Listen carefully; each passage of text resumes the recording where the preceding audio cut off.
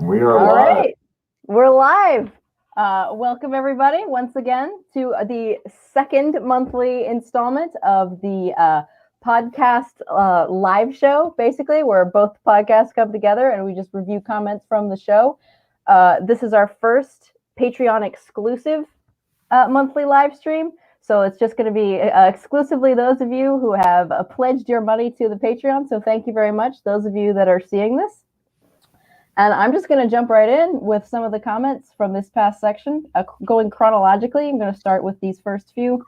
And it starts very positive. We have a couple of new patrons that are very enthusiastic. So hopefully you guys will appreciate this one. A little more attention on the Frazetta episode, just to catch up from last time. Kurt Kroll says, great episode. He'll get to it. Says, great episode. I don't have many artist peers in my life. Gets me motivated to look harder and work on my own art, which, thank you, I needed that. Also appreciated the Krull reference. There you go. Zach, you don't watch the episodes, I know, but I actually insert Krull imagery every time we say his name. Yes, that's right, you do. That's great. I'll keep it up then, because I can go into Cyclops humor and all sorts of things. Well, I threw up Krull 2. Like for the second time he was mentioned, I had the sequel. Oh, keeping it in order there. I never saw that movie, by the way. I mean, I remember the commercials and I remember the video game. It's rough. Right. Yeah, I haven't seen it either. I only know the reputation. This Cyclops, it's just ridiculous looking the whole time. He's supposed to be like dropping wisdom nuggets, and you're just looking at his big dumb face while he's doing it. It's pretty epic. When was it made? Early 80s. 84, 83. Yeah, that'd be pretty Conan. Okay. But I think the world went nuts after Conan, and everybody was in a thong running around in the desert. Yes. They have those Play-Doh looking facial prosthetics. Life used to be better, is what I'm saying. Oh, okay. Right. That's why we're all in thongs running around in a desert right now on this stream. That's why life sucks. He had a weapon. It was like a boomerang. It was like a 5-pointed curvy. It was like somebody glued 3 boomerangs together. Right.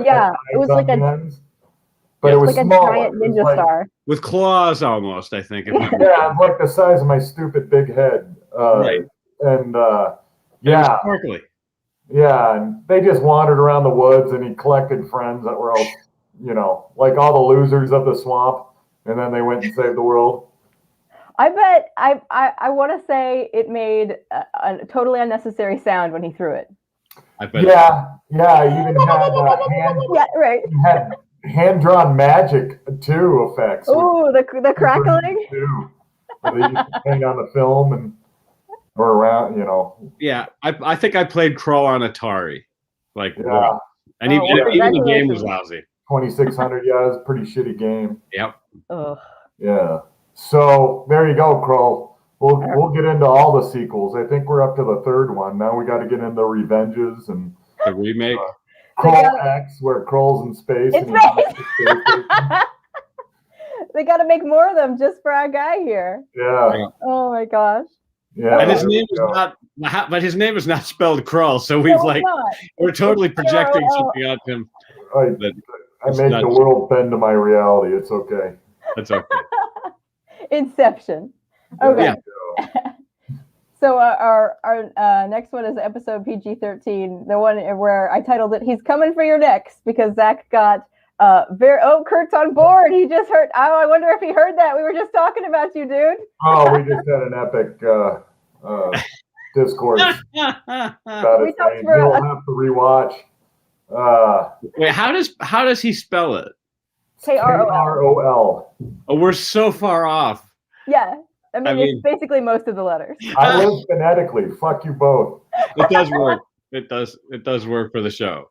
Yes. I mean, when I hear Krull, I think Krull. Sure. Hey, there you go. Every human alive does, actually. Over the age of Clara. Oh, it sounds like he did hear it. Good. That's awesome. Okay, outstanding. Hey, even I thought that. Even I am nerdy enough to know that. You knew Krull. Well, I did. Did we have there was a Kroll comic, I think, right? Oh, there had to I have don't been. know. I'm sure John Buscema knocked it out in a weekend. I'm trying to picture it, but Buscema. Buscema. That's right. I got it wrong. Buscema. Okay. Buscema. You're welcome. So go to the next one here. Sorry, Kroll. No. You're welcome, Kroll, rather. Sorry, Hail and you're Kroll. welcome. Hail Yeah, Kroll. hail. I'll hail Kroll. Yes, so some of you will remember the episode in which I introduced Zach to some conspiracy theories that made him go on a rant. Oh, no. Let's see. Oh, before we get to that. Well, the flat earthers, right? Yep. That was a... Prove them wrong, Zach. I dare you to prove them wrong. My favorite group of knuckleheads. Another... I have a live event on it, except us. I have a very loose IP about flat earthers. Oh yeah, it's called Space Ghetto. I'll tell you offline. I'll have to listen. That sounds awesome. Being in space sort of feels like it would reveal the roundness of most planets. That was the plan. Okay. And they realized that they were wrong. It's a long story. Oh. Space Ghetto. I believe it. All right. There you go. I was going to kick them all in the neck, wasn't I, Clara? That was the point. Yes, you said you're going to kick them all in the neck. That's why the episode is titled "He's Coming for Your Necks," because I try to choose the most nonsensical thing. A nationwide tornado kick. I'll just go from land, city to city tornado kicking. Like Ken from Street Fighter 2. But being a law-abiding citizen, you specified in the episode that this was only in the event of martial law. Right. Yeah. Oh, okay. Only in the event of complete societal collapse. You said everyone could be telling their loved ones they love them and doing important things. You are going to hunt down flat earthers to kick them in the neck. I'm end of the world flat earther punisher. Yeah. Kyrie Irving, who is one of the best basketball players on the planet, is a flat earther, or at least he was for a few minutes. Oh, fantastic. Yeah. He flies around the fucking planet. Not flat. Anyways. I learned about flat earthers and something else. I think you had another conspiracy. Hollow moon theorists. Oh yeah, was that it? Yeah, it was general moon theorists. There's a couple conspiracy theories involving the moon. Some that it's artificial and something ridiculous. That's its own thing. This one is more like the artificiality of the moon, that it's fake, or that we went back in time to create the moon in order to support life on our planet. And I don't know how all that works. Ooh, I kind of like that. Well, there was Zach. You should know there was a Super Friends episode where a moon creature emerges from the moon. Do you remember that? Yes. I do remember that. The moon opens like an egg. Yeah. A lot of things opened like eggs back in the day. Right. It was kind of the go-to. People also died in quicksand. A lot. Yep. Quicksand is a major problem. Not one person's died in quicksand. Yeah. There's a lot of cool things that were happening in the 70s and 80s that a lot of things came from eggs, people, mork, shit. I mean, all sorts of things. And quicksand is a major. I mean, the chances of you getting through the afternoon without at least having to jump over a substantial amount of quicksand was low. And that was a good video game. Was the quicksand video game? Pitfall, best. Ooh, yes. Best video game. Yeah, Clara, you don't know the majesty. I have not. I don't know what's been talked about for the past. It was a Mario Brothers prototype, kind of. Yeah, you jumped on alligator heads, and you went underground and punched snakes in the dick. Yep. It was classic. I actually recently, for the first time ever, saw a snake dick. Oh, did you? Yes, they're purple. Congratulations. They're purple. I know. Are you happy now? Are all of them purple? At least this guy was. Was it just a purple snake? No, his wang was purple. Maybe a purple snake, or maybe those snakes have bigger purple snake members. I don't know. I didn't. For some reason, I thought all other snakes have a lighter shade of purple, and they're a little smaller. I mean, it's a point of competition among snake kind. Right. Well, that's why they're always pissed. Tone is important. You got to have the right tone. Yeah. That's half the battle, right? Yeah. Yes. If you're not purple, it's not happening. No, obviously. Yeah, I was in Texas, or I was in Tennessee selling land, and there was a dead rattlesnake at least 5 feet long in the middle of the road that we hadn't. It was land we hadn't yet released.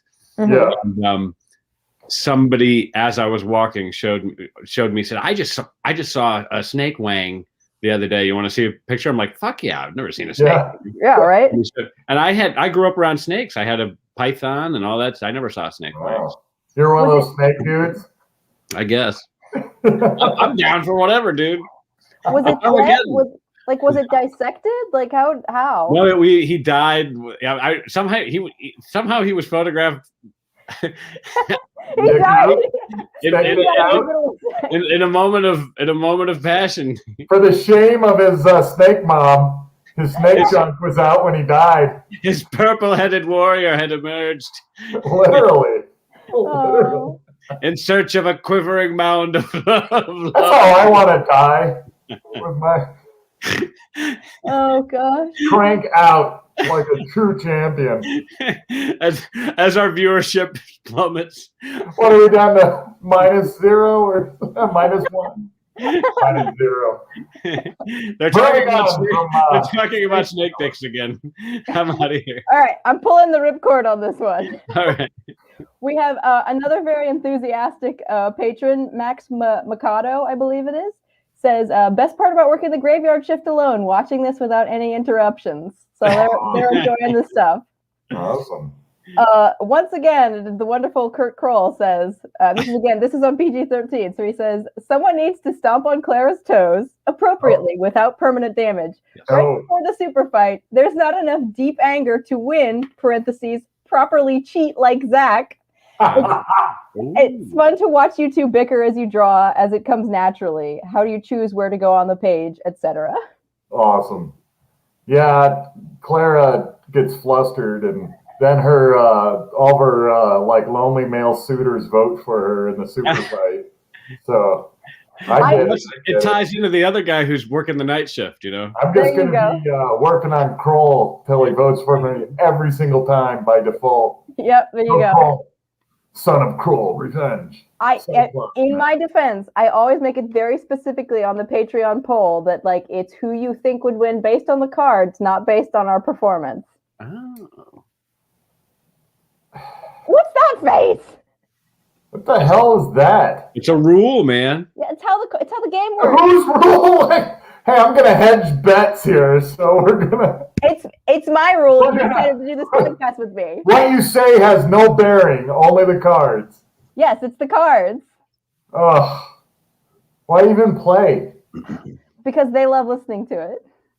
And Olga says for this episode, because she loved your bit on the flat earthers, she says, you laugh, but a flat earther would easily have won the super fight by throwing the cat and the bodyguard down the edge of the world. See if they find the moon or Australia there, smart asses. This one was so much fun. Thank you, guys. Yeah. I'm sure, I don't know, the ice wall would have come into it too or something like that. Oh, yeah, the ice wall. Did you know that, JC, that flat earthers believe Australia is fake? Oh, that was it. I think once you've made the leap. Yeah, anything goes. Yeah. It's I've been watching these QAnon videos. This documentary on QAnon, and I think once you make the leap, they'll just it's like Tom Hanks, child molester. I'm like, Tom Hanks. This guy's if Tom Hanks is a child molester, I'm gonna kill myself. Yeah, that's too much, man. That's too much. I can't take that. That's beyond heavy. No. You don't want to know what he did to the volleyball. Yeah. It was a young volleyball. Underage volleyball. It was underage volleyball. I love what Kurt says. Kurt says, Zach does make a point with his face. Yeah. That was new to me. I'm not used to your facial expressions. My emoting is very, I guess, impactful. Let's see. Okay, moving on. So we got our Walter Adams episode over on the BL or Walter. I did a portmanteau of Walter. Was that the one with Mike Runge? Oh yeah. Walter Wong. Walter Wong actually is an underrated artist. I've been a Walter Wong fan for years. Listen, I used the word portmanteau in a sentence correctly, so y'all can leave me alone. Anyway. Wow. Yeah, that is witty. There you go. All right. Anyway, our Walden Wong episode about Arthur Adams. Max, again, very excited, says nothing like some underground to help you make your workout go faster. I wasn't you guys working out. Well, I had worked out right before that episode. I did about 150 push-ups. Oh, you said that. That's right. But Walden didn't realize. He just said, I heard all this grunting going on in the background. I thought I could sneak in like a quick workout before the recording, which I'm not going to ever try that again because I was so wiped out by the time I got there. I was just like, hello, Walter Wong. Jumping jacks, get the blood going. Hi, Walter. I was just calling everybody Walter. Walter Howard. That was a fun episode, man. Oh, Walden is a stud, dude. Walden is so good, and he's got so many good stories. Yeah, his Very stories nice are amazing. Guy. The industry needs the nice workhorses, man, because there's enough of us prima donna assholes to choke a barrel full of snake dicks. He has inked everybody, dude. I was looking through some of his stuff the other day. He had Chris Sprouse. Yeah, those pen guys get a lot of work, man, because if you do that precise hatching, it's very rare. So, and he has that shit on lockdown. Oh, big time. Jim Chung, he inks quite a bit. He's super versatile. Yeah. Yeah, he has a lot of fun. Actually, he won. That's the award he won. I think he won. He wins every year. He wins like the ink. Oh, I thought Miss Congeniality or something like that. Yeah, he's friendly and versatile. Yeah. Well, to your point, what we were saying about Walden's stories, a lot of our up and coming artist listeners were very interested in his stories. They were very grateful. Our friend Andrew J. Brown says, Walden, it's so cool to hear these stories about the help you got early on when you started. I love that you also share the belief of how important it is to help younger artists try to find their way. My experience from going to school, not art school, just normal school, and 9-to-5 jobs sort of hammered into me that people don't tell you what you're doing right. They only tell you what you're not doing right and that you need to step it up and not even really offer ways to improve. They just say things like, it's getting there, keep going. Having to work that way had an impact on my artwork where I can't see what I'm doing right or even how I've improved in places, only noticing what I'm not doing well. Some people can really thrive with that, I'm sure. I guess that's what you call the whiplash teaching method. However, I'm not one of them. Awesome. Sorry, go. Well, Walden's mentor, was Paul Smith for a while, and Smitty literally will take, if somebody gives him their artwork, he'll literally draw over their artwork and correct it, with like a blue or a red. And write instructions, be like, this needs to be foreshortened. Hands don't look like that. This is the perspective is off here. And he'll literally just redraw the panel for the person properly. And he does it. He's still doing it. Like people don't realize that. Like I handle his website, so I see the graphics that he's sending out to young pencilers. Yeah. They're just piled up on the server. That's awesome. And I just look at the stuff, and he's just constant. He should write a book. Yeah. I mean, he should publish these instructionals as a book. Yeah. I mean, I had that experience a couple of times. I know when I was at SCAD, June Brigman was old school enough that she would do that. She would just keep tracing paper with her, and she would put it over your page and redo it and just tell you, like, no, this is how you fix it. I still have some of those sheets she did for me. So that was I had that experience too. That was a good time. Do you guys know the artist Nelson DeCastro? I know the name. He's a pretty well known Marvel penciler and inker. Yeah, I know I've seen his stuff. He inked John Byrne's like second Superman run when somebody else was writing it. Anyways, he's a pretty heavy-handed inker, but he's got a beautiful line, and he also teaches art in New York someplace. And every year he publishes, like he publishes the feet that his students have drawn, and he redraws the feet as what he sees them as. He's like, hot dog foot. And then he redraws the foot as like a really detailed hot dog, or like, chunk of cheese foot, or I mean, just whatever because people draw feet wrong all the time, apparently. For sure. Oh, I never noticed. Yeah. He just gets in there. He's hilarious. He should collect those things. Those are probably the funniest things he puts out. Yeah, that's funny. That's a good handling of it. I do feel insecure about that now that you've said that, but sure, whatever. Dude, I didn't have any of that, man. I don't think anybody ever helped me draw, really. So that's really cool that he does that. Yeah, well, he's paid to. He's a teacher. He teaches at some school in New York, I think. Okay. Well, then there you go. Yeah. Good job, Pete. There's money in it. That's great, though. So. Sorry, I just had a moment. I have moments of inadequacy, Zach, every time I realize you didn't have the advantages I've had and how you got to this point just on your own, knowing I wouldn't have done that on my own. Oh, I don't know. I'm probably lying about everything. Well, there are books that tell you how to draw feet too. I did read some books. Yes. Yeah. True. There's a whole book. There's a book about hands and feet that Hogarth drew. Mm-hmm. And the Hogarth one is very famous. Yeah. Mm-hmm. And of course, Loomis covers everything. Loomis, brilliantly. There are books. Yeah. And of course, you can always just trace. There are books. You could trace the comics. You could trace. Who did good feet was McFarlane. You could trace some McFarlane feet, or some. You can find them. Liefeld feet. Yeah. But, so people were criticizing Liefeld for not drawing feet, and Mignola came to his defense. He said, "Hey, I don't draw feet," and he said, "Neither does Silvestri." And Silvestri came and he's like, "I don't draw feet either." And they showed Silvestri went like 25 issues without drawing any feet, something like that once.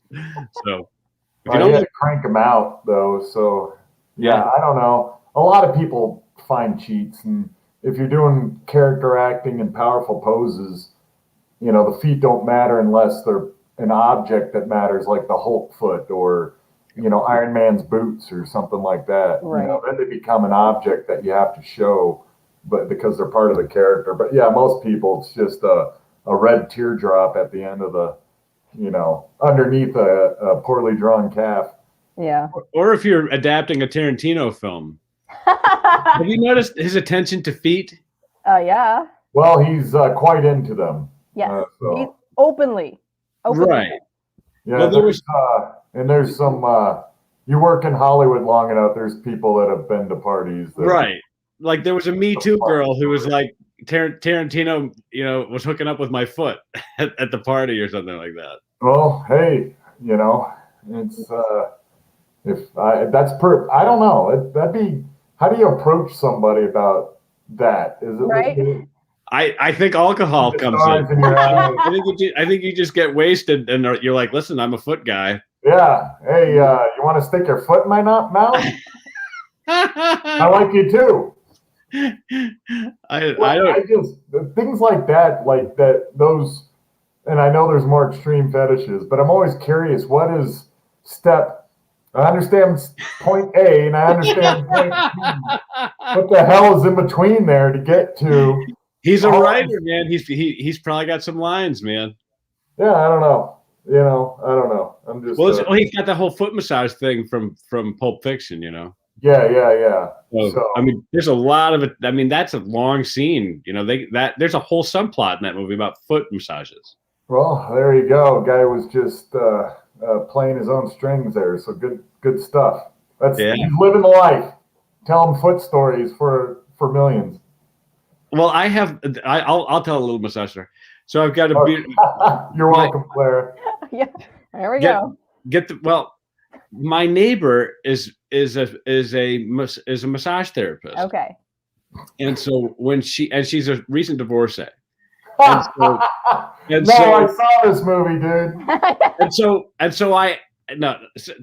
couldn't make it to the end. She's just like she's like I'm like, let me mow your lawn for you because I have a riding mower. Dude. I'm like, I'll mow the lawn. And she's like, nah, she's like, I want to try it. I'm on my own. I've been married since college. She's like, I just want to I'm going to handle it. I'm like, no worries. I'm like, just let me know. So I see her. She's got this push mower. It's a disaster. She's like, okay, I take it back. She's like, if you mow my lawn, she's like, I'll trade it for massages.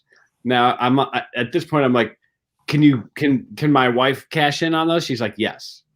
So she leaves massage,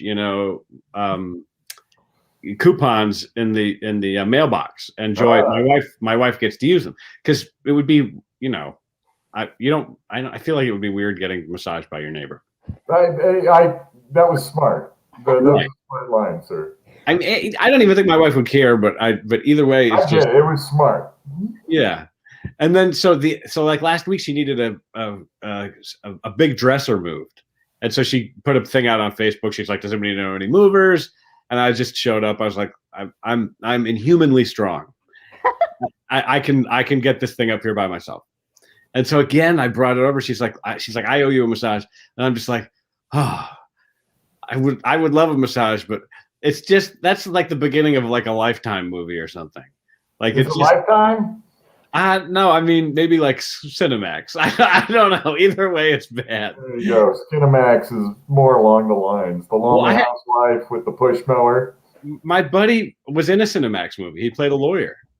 Ah, yeah. The buddy I know, the yes. award winner. Okay. He won Best Actor award at the AVNs, if you know those, the Adult Video Awards in 2010. He won Claire's Best. Never missed them. I usually get updates from her. He's a fantastic actor. So in by the way, Clara doesn't know what porn is. It's hardcore pornography. I don't remember this happening, but you can have Just it. Like Grandma says, the marijuana, the cancer. Is he watching hardcore pornography? You can have it. Whatever. You know, wrap his knuckles.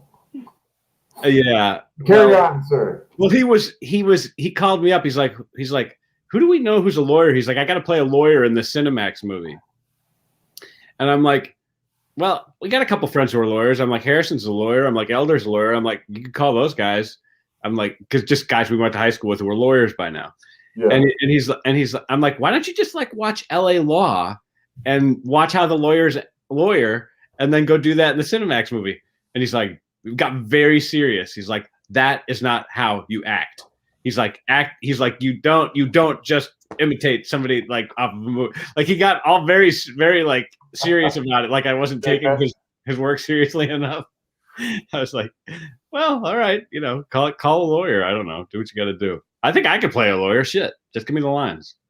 Yeah, most actors are just mediocre, almost just like most talent in any medium. And then every once in a while, there's a few that just rise above everybody, that like a rocket that goes way past everybody.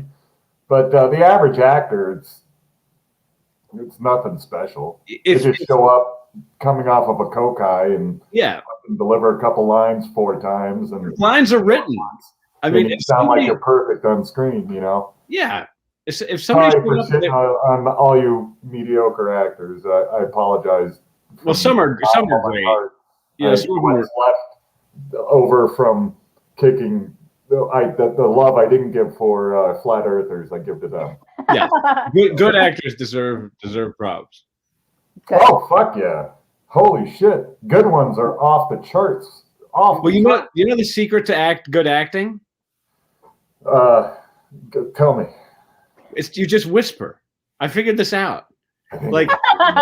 I've like, if you watch, like, Keanu Reeves was terrible in so many movies, like until The Matrix came out. Oh yeah. And I think the directors were just like, just whisper all your lines, and he's just, Neo just whispers, and there's no, and then I'm like, oh, this is kind of. I was like, I think I could be an actor. Right. Like, if somebody was like, Washburn, we need the star died. You're the only guy who can come be in this movie. I'd be like, no problem, and I would just go in and whisper the lines. You just do Jack Bauer, man. Just whisper. Just whisper. I'm falling in love with you. I got to take these wires. I'm going to electrocute you. I got to save the president. My daughter doesn't love me and my wife's dead, but then this new broad came in. She has a horse face. I was better apples, and then I went and saved the president. And I think I'm falling in love with you. Less is more. It's whisper. You add a little gravel. I think I'm little whisper. I just whisper. falling in love with you. Squint and whisper. It's called acting. I think we're all actors. I think we're all actors. Congratulations. How easy is that? Yeah. There you go. That's how it's done. Whisper. I'm just gonna whisper, grab a gravelly whisper. You got That's every Alec Baldwin movie. True. I do like him. He can be a good actor, though. Oh, I love Alec Baldwin. Yeah. But he basically invented the gravelly whisper. Did he? Yeah. Well, I believe you. Yeah. Take your word for it. Yeah. All right. I don't mean to derail this fascinating conversation, but I do want to bring it back to these comments. For the same episode for Walden, Olga also said this. She said, I love this episode. Master Padawan stories always make my day. Also, for future podcasts, I would like to know what you guys think of art schools in general, if you'd like to talk about that. Thanks for the video, you beautiful people. Crazy good Wolverines there. And I will say, I gave a response to this, and I would be interested to know if you guys agreed with this. I said, Clara here, the subject of art schools in general is a very mixed bag. I was very fortunate in that I had a very good experience at SCAD, but a good number of my classmates ended up resenting their experience for one reason or another. Some made up, some legitimate. I think the very short version of my answer would be that art school is good for the right kind of student, and knowing if you are the right kind of student is just realistically a level of self-awareness that college-aged people often just don't have through a very normal lack of experience. So it really depends. I was also in my mid-20s by the time I was in art school, and I'm sure that helped. So that's my 2 cents at least. Better than my cent and a half I had. Yeah, that was perfect. All right. Compared to that, could you try that again with a gravelly whisper? Yeah. Squint a little. Yeah. Art school. So Clara hit it the nail on the head there. It's more of a self-awareness thing. If you're the more academic type, finding the right school, yes, you'll flourish in that and get a fundamental skill set that is really tough to get on your own, almost impossible. As far as the breadth and true fundamental understanding from instructors that have been there, done that, and can qualify it, in a way so you can learn. However, like an asshole like me, it's the degree is meaningless. I don't flourish in an academic setting, and there's other artists like that. So it might be better to do a mix, or I'm a big fan of apprenticeship. So finding a fit and just doing work for them and learning at the same time, that's pound for pound better than any art class I took in college. So Claire, you really parsed it well. Know yourself and what you want. If what you want is to possibly teach or something like that, degrees really matter. If academics are something where you need that setting to flourish, that really matters. If it's not, it's going to be a blend of you got to figure out what's going to get you to your path. And it may take more self-discipline, though, in the chaotic, stupid Zach Howard shit way. But yeah, and there's everything in between. But it's a tough choice, man, because it costs money, and there's a lot of failed artists that are professors and/or just art teachers. So it's a minefield. Just finding the right place, the right teacher, the right college, and knowing kind of what you want and being open to be taught is the most important. You got to be open to be taught. Well said, JC. Ooh, it's that hay fever. Good. I was getting all. I was hating the sound of my own voice. Andrew, just find what you're scared to draw. Self-identify what you suck and tackle them. Just a little bit at a little. That sounds pretty simplistic, but that's really the only way to do it. Is identify problems, fix them. Yeah, and Make your weaknesses understand. your strength. Yeah, understand that it's going to take your whole life. You don't arrive. You're going to be doing this forever, and that's okay. That's how it should be. I mean, I failed at the page I just drew the other day. Clara won't stop harping about it. So even at this stage of my career, it still sucks, and they're still learning. Did you see that picture that I sent you of the book cover of the guy digging the grave there? Yeah, gorgeous. I was like, hey, just toss that in there. Okay. Deal, JC. Hey. Got any more drawings that I can just put in my book? Some people do it, They find reference, and next thing you know, a page is done. Yeah. So, okay, Clara, I was gonna reveal an industry secret that would harm somebody with a joke. So, okay. JC knows it. I do. False Hawkeye. Well, we will move on. We'll reveal that later. Now we're on to the next PG-13, the A-level burp game. This was the one with the vampire versus Google, Zach, if you will recall, in which you went on a long explanation on how Google is actually a number.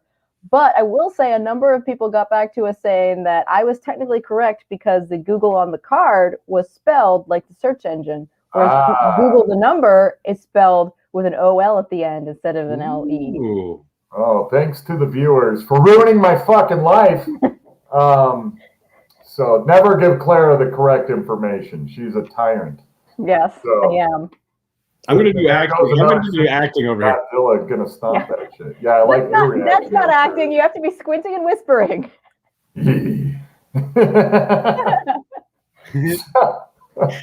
So Clara cheated, and even though she was a number, she won the fight. Her boyfriends, the herds of them, voted for her. I don't even remember what I was. What is I? Vampire that crapped a lot? You're a pinata vampire, arguably Pretty one close. of the most fragile things possible. So I think it's fair that I won that one. You win plenty of them. It's fair.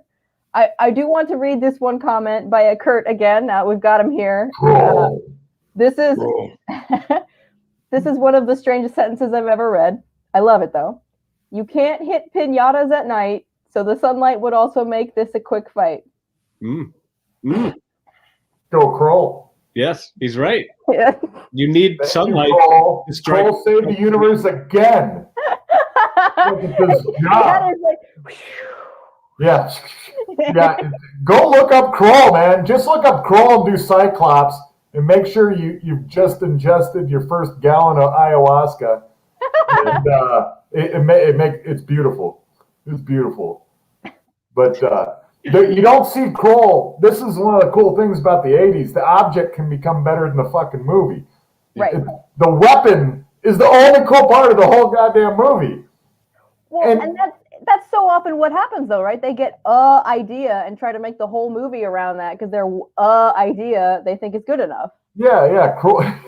So, and then there's Kull the Conqueror. So he was missing the R. Right. So he was just looking for the R. That was Conan's fat cousin. Great Michael Golden covers, though. Oh my God, yes. Oh, it's true. About those. Maybe the best. Maybe his best work were those. During that time when he was magical. Yeah. Unbelievable. So, okay, Kroll, thank you again. What's up, Clara? Moving on to our Frank Miller episode, the most recent one.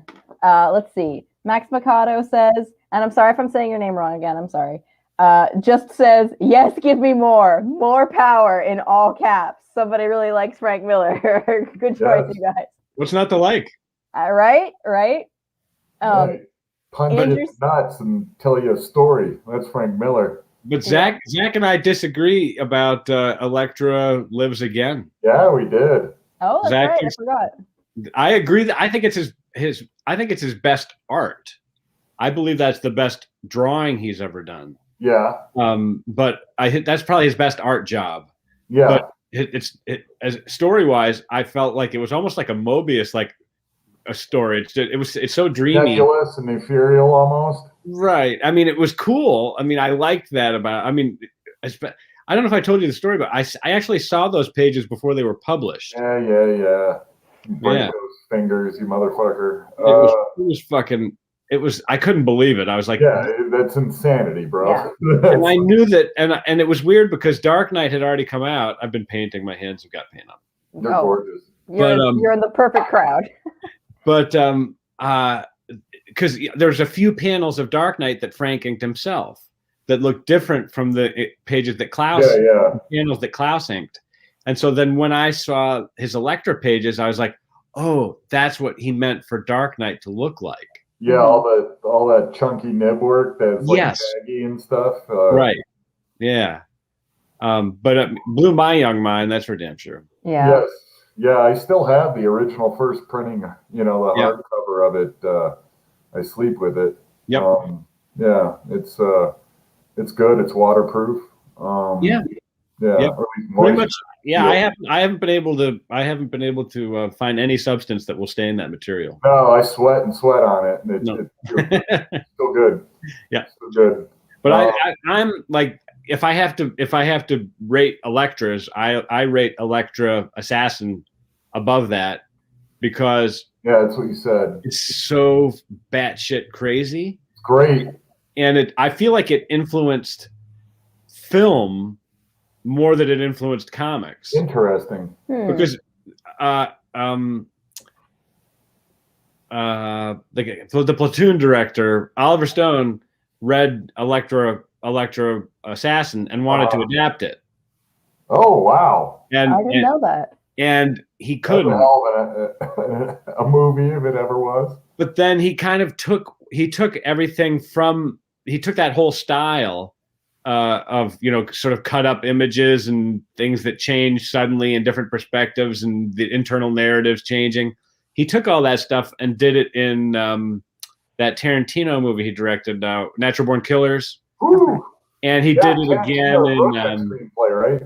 He rewrote the screenplay, but Oliver Stone rewrote the screenplay, but he did that for a stack of movies where he was basically just doing like movie Sienkiewicz. Mm-hmm. And I don't feel like Sienkiewicz gets enough credit because then MTV latched onto it, and everything you saw on MTV was sort of a version of Elektra Assassin.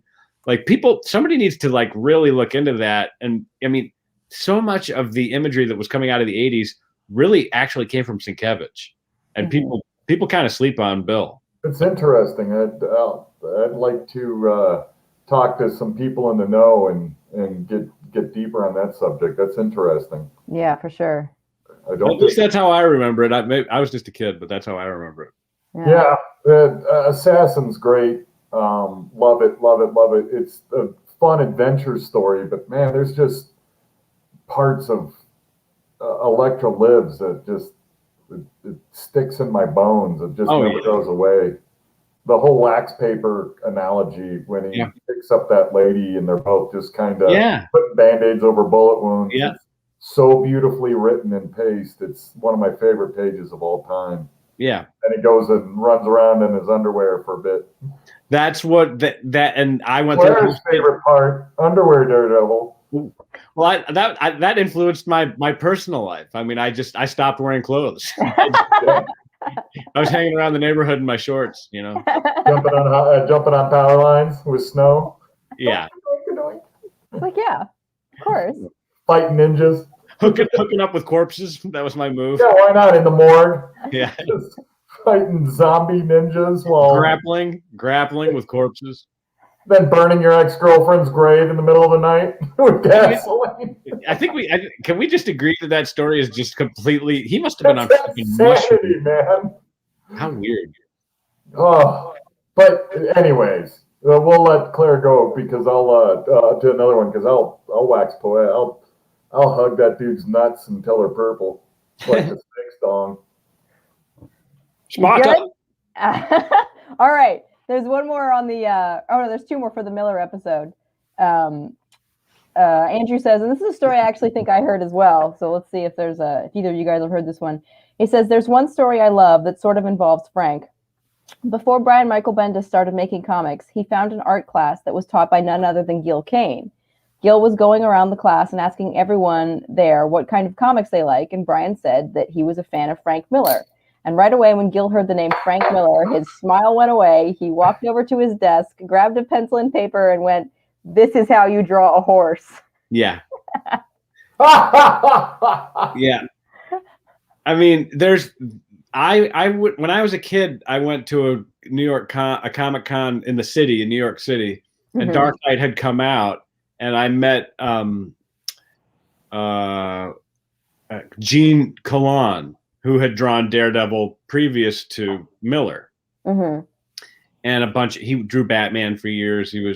He's a really well-respected artist, and I was talking to him about Miller, and he said, the guy writes really great comics. I just wish somebody would teach him how to draw a knee joint. You know, he just doesn't give a fuck though. Miller's all about expression. Yeah, you know, it's like punk rock, and he draws basically punk rock in a lot of ways. Yeah. A little more coherent than the analogy isn't perfect, but you get my point. Where it's the attitude is almost as important as the fundamentals behind it. You know, the object rendering. So it's interesting how there's room for extremes in both. You know, it's you don't have to be well-rounded. You just have to play music that lights people on fucking fire. So Bob Dylan can't sing as well as Pavarotti, but I mean, his songs move people. Exactly. Exactly. Yeah. But can't put away hoagies like Pavarotti, I've heard. Pavarotti could put away 3 courses in about 5 minutes. Yes. Yes. Can he burp in octaves? That's all I want to know. He has to, right? You never heard his greatest hit album? It was called "Why Fart and Waste It When You Can Burp and Taste It." You had that waiting. You did not just make that up. That was a Pavarotti album. Why fart and waste when you can burp and taste? Are you that's serious? Nah. Okay. Clara. He was acting. He squinted and whispered. Oh yeah, you didn't go to whisper mode, bro. Acting. Wow. I took it up a notch.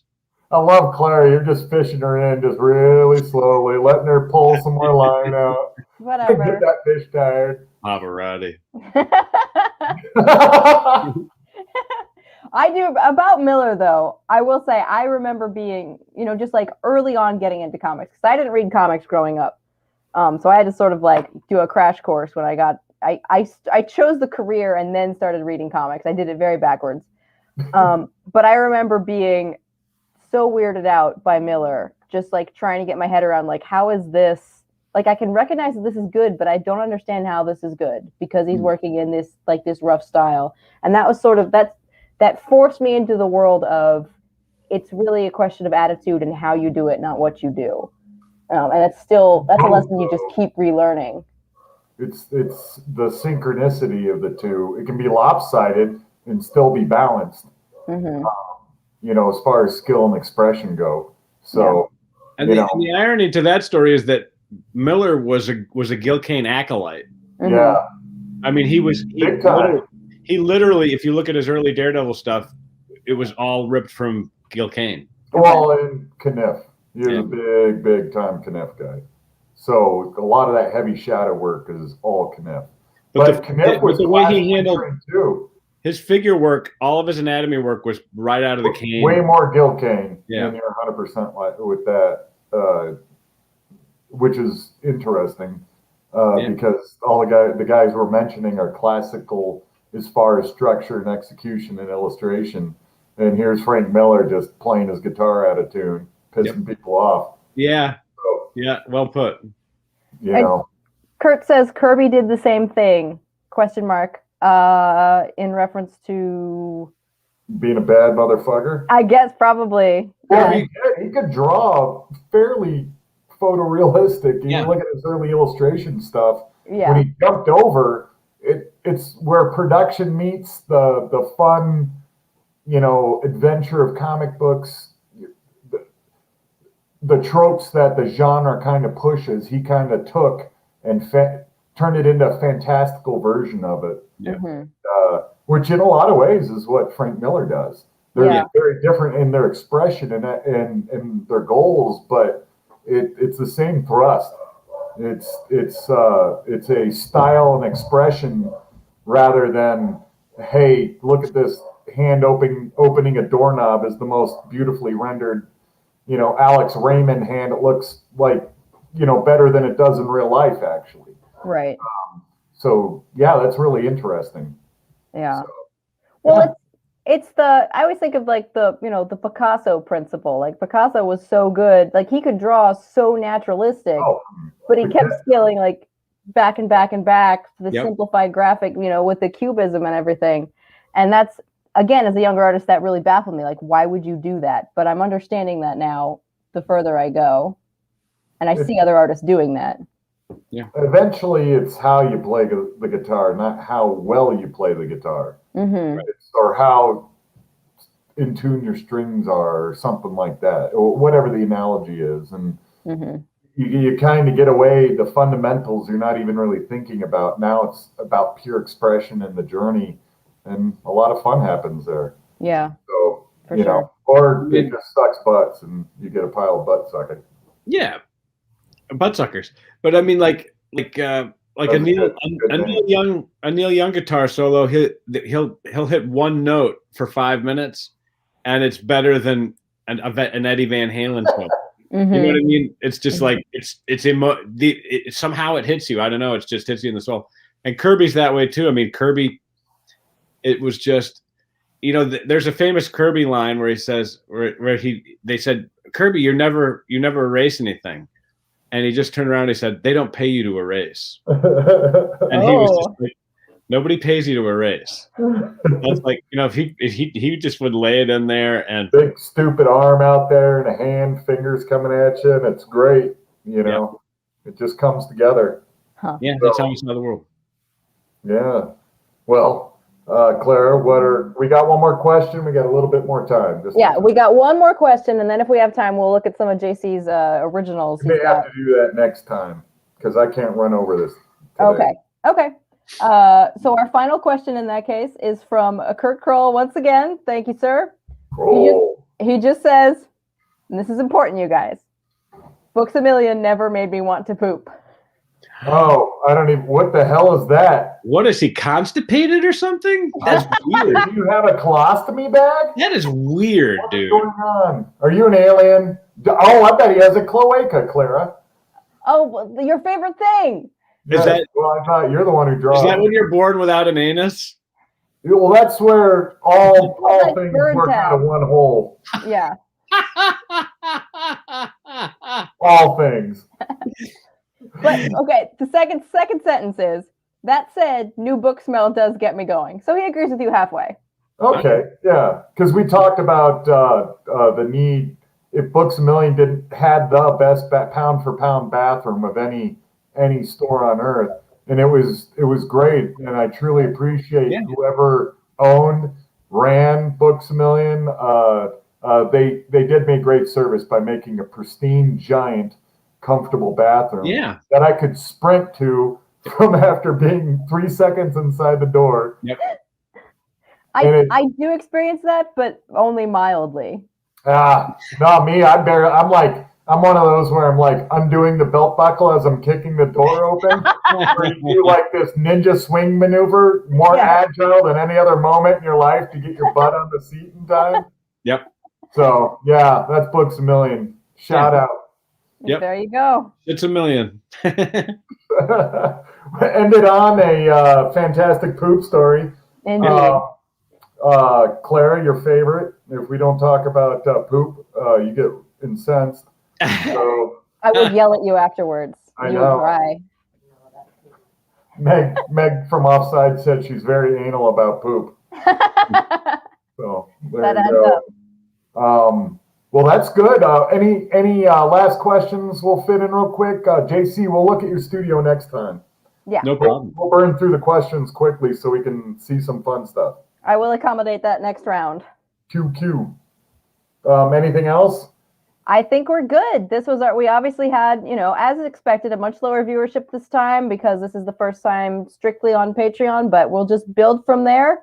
Well, this will be on YouTube in a month, so exactly. So we'll see how awesome we are. Bit by bit. Should we whisper act our way out? I think I'm falling in love with you.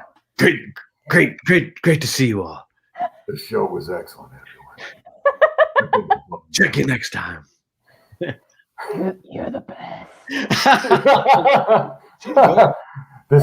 This is PG-13 and the blacklist. We think we're falling in love with you, but we're signing out. Yes.